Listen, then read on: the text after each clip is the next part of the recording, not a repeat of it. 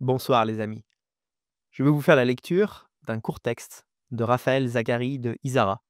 J'aime bien vous rappeler de temps en temps que je suis l'éditeur du premier livre de Raphaël, qui est quelqu'un que j'aime beaucoup, une personnalité insolite, quelqu'un qui écrit très bien et qui n'est pas apprécié, je crois, à sa juste valeur.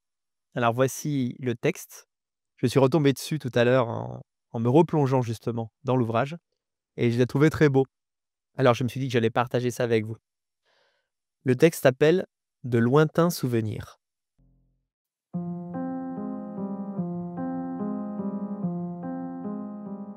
J'avais 10 ans. J'allais sur 11. J'avais donc l'âge d'avoir l'âge. Celui où l'on a l'éternité d'une vie à faire, comme un soleil intarissable reçu en pleine face. Avec derrière moi les souvenirs d'une seule décennie qui semblait aussi longue qu'un siècle.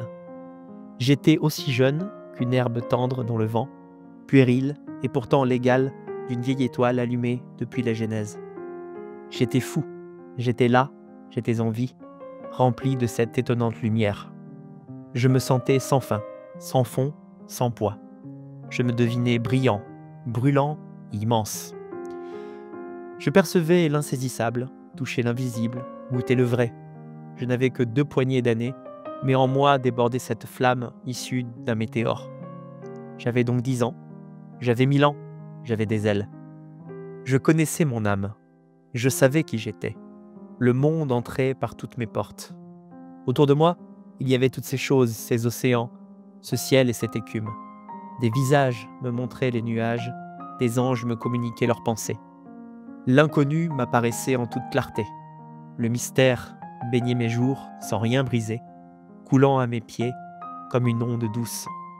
Une intelligence m'initiait au sommet. Je me laissais porter dans ses bras. Qui veillait ainsi sur ma tête? Nul ne voyait ce que je voyais. Personne n'aurait compris. Tous auraient cru à un rêve. Mais c'était mieux qu'un rêve. Bien mieux que ça. C'était mon enfance.